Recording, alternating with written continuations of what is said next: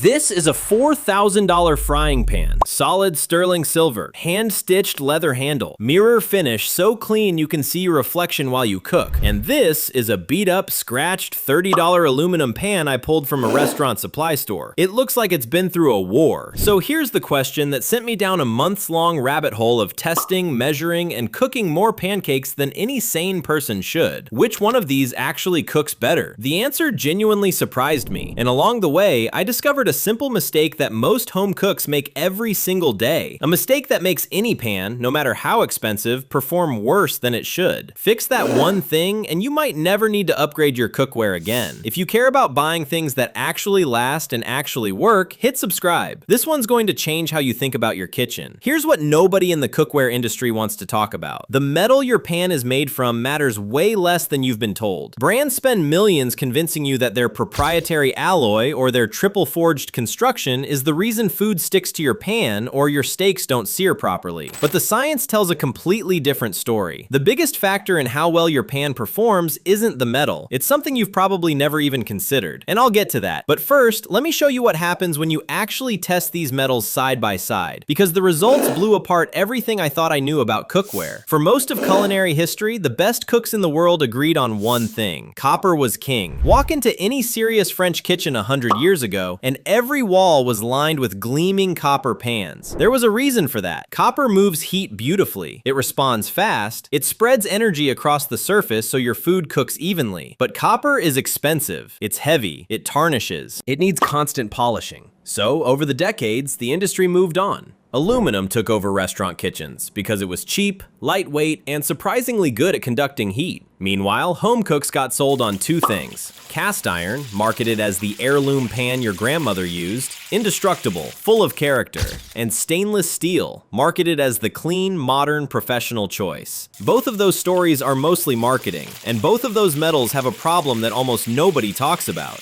To understand what actually makes a pan good, you need to know one number. It's called diffusivity. It combines two things: conductivity, which is how easily heat travels through a metal, and heat capacity, which is how much energy the metal can store. The ratio of those two gives you diffusivity, and it's the single best predictor of how evenly a pan will heat. Here's how the common pan metals stack up. Stainless steel sits at the bottom with about 6 units. It is genuinely terrible at moving heat. Carbon steel and cast iron are a bit better, around 10 units each. Then there's a massive jump to aluminum at roughly 62 units. Copper comes in at about 97, and at the very top, silver. 147 units of diffusivity. That's about 25 times better than stainless steel at spreading heat evenly. The only natural material that beats silver is diamond, and unfortunately, nobody's making a diamond skillet yet. So I ran the simplest test I could think of: pancakes. A pancake is basically a thermal map of your pan. Even a few degrees of temperature difference across the surface changes how the batter browns. Same batter, same technique, same starting temperature on every pan. The results were not subtle. Cast iron and carbon steel produce the same pattern: a dark, burned bullseye right in the center that fades fast toward the edges.